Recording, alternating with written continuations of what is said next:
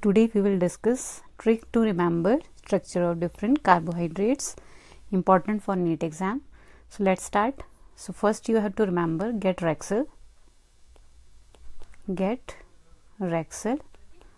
So you have to write it in branching pattern. So get G, then E on left and T on right, and then Wraxall. Split E into two parts and you will be getting 4 parts from here, and then write Wraxall in sequence. Now how will you draw their structure from this trick? G means glyceraldehyde, this is triose. E and L are tetrose. Wraxall containing carbohydrates are pentose. So glyceraldehyde is having structural formula 3 carbons triose, 3 carbons. Topmost carbon is the most oxidizing group, aldehyde, and bottommost is CH2OH. So this unit is common. Topmost and bottommost will be your CH2 and CH2OH respectively.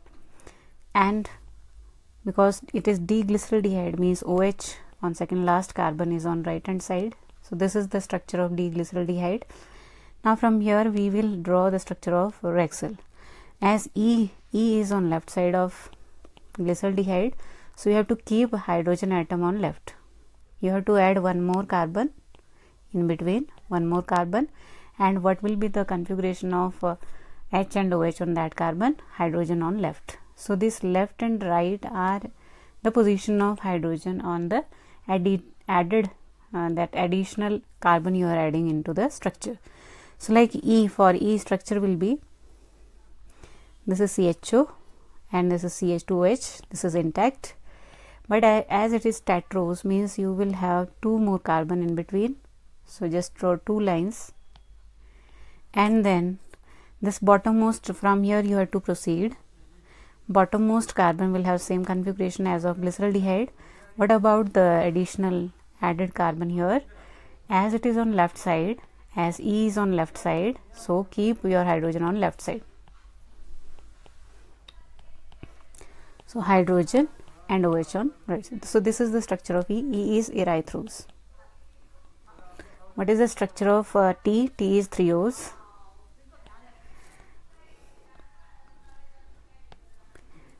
Glyceraldehyde part will be same.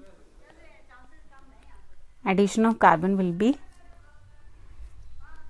at this position, not at this position. It will be above this OH group, HOH group carbon.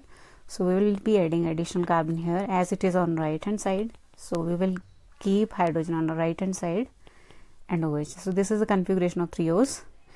Now for Wraxall, as it is a branch of E, so rest structure will be of erythrose, but you have to add one additional carbon here in ascending order in upward direction, and again has to follow the same pattern as it is on left side. So your hydrogen must be on left side and it is on right hand side. So let's start. So this is the structure of threose. This is the structure of threose. We are adding additional carbon here. So for that configuration, left side hydrogen. So OH will be on right hand side. R is your ribose sugar. A is arabinose, and it is again derived from this erythrose. This is the structure of erythrose. CH2OH, then OH, OH, and here is CHO. So we are adding additional carbon is added here. So as it is on right hand side, so your hydrogen will be on right hand side, and OH on left side. This is the complete structure of this arabinose. Now X, as it is derived from threose, so you have to follow the basic structure will be of threose only. So any changes you want to make will be in threose structure. CHO, OH, yes, and here it is OH. So hydrogen. So this is additional carbon. It is on left side. It is on left side. X is on left side. So hydrogen is on left side. This is the structure of X. X is xylose. And for L, the remaining structure will be same. CH2OH, HOH, OHH, and this is CH2. So this is the additional carbon here, as it is on right hand side. So your hydrogen will be on right hand side. What is L? L is glycose. Now further we will split these Wraxall in two branches. So we will be getting 8 additional carbohydrates, and it is pentose. So we are getting now hexose. We are proceeding toward hexose structure. So dividing R into 2 parts. Similarly A, X, and then L. For R, for ribose, again we will use a trick to remember it, and that is all aldros gladly make gum in giant tank.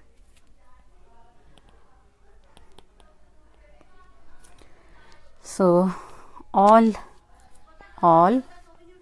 allos, aldros as such, aldros, then gladly G and M. This is glucose, and this is mannose. Here gum, GU you have to consider, glucose, and IN, indose. Then giant, this is galactose, this is indose, and T is tallose. Now we will draw their structure. We will follow same trick. Ribose, we will derive their structure from ribose unit only. So I am picking this structure from ribose structure from here. So this is ribose. Now as these are hexose, and here we have 5 carbons only. This is carbon number 1, 2, 3, 4 and 5. So one additional line will be drawn here. Okay, and their H and OH we have to attach, because this allose is on left hand side, so your hydrogen will be on left hand side. So H and here OH. This is the structure of allose. For aldros, this is your CH2 and this is additional carbon here. It is on right hand side, so your hydrogen on right hand side and OH. So this is aldros. Now for glucose and mannose, which are epimers, their structure will be derived from arabinose. Their structure will be derived from arabinose. This is arabinose, and then one additional carbon here, as this is on left, so hydrogen on left, this is on right, so hydrogen on right, remaining will be same. Xylose, structure of xylose, because these are the branches of xylose unit. One additional carbon here,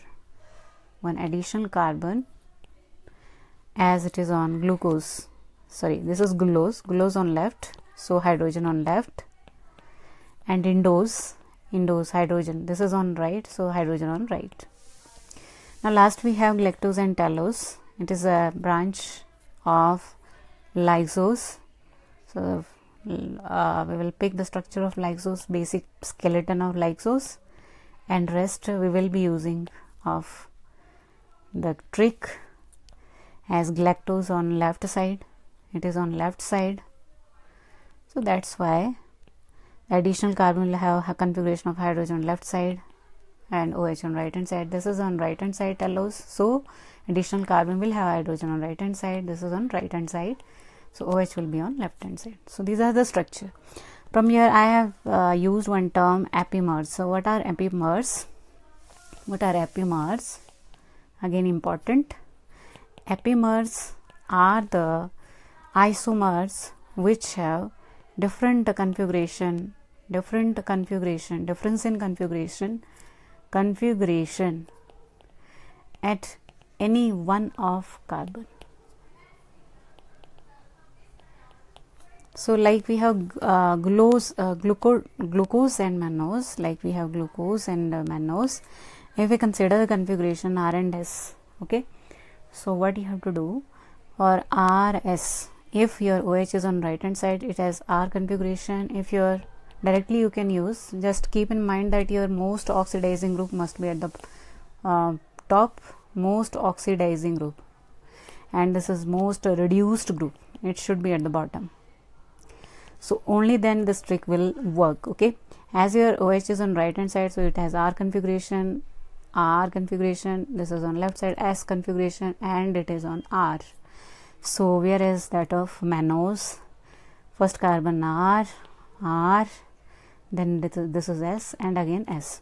So rest part is same, this part is same, difference is in topmost carbon. So there is second last carbon. Okay, so or is all the carbon is having same configuration, SRR. This is SRR, but here it is R, but in this case it is S. It is not compulsory that you should have this carbon number 1 or anomeric carbon should have that configuration, different configuration, but it can be any carbon. Okay, it can be in random fashion, so it's not compulsory. We can have altrose and glucose. Let us check them out. Glucose and altrose, whether they are epimers or not. So it is, first we have to assign configuration. This is R, and this is S, but in case of glucose we have R, S, and then R. This is S and then R. Okay, so these are not epimers. So in this way we can find the structure. So that's very important. That's all for the day. Thank you.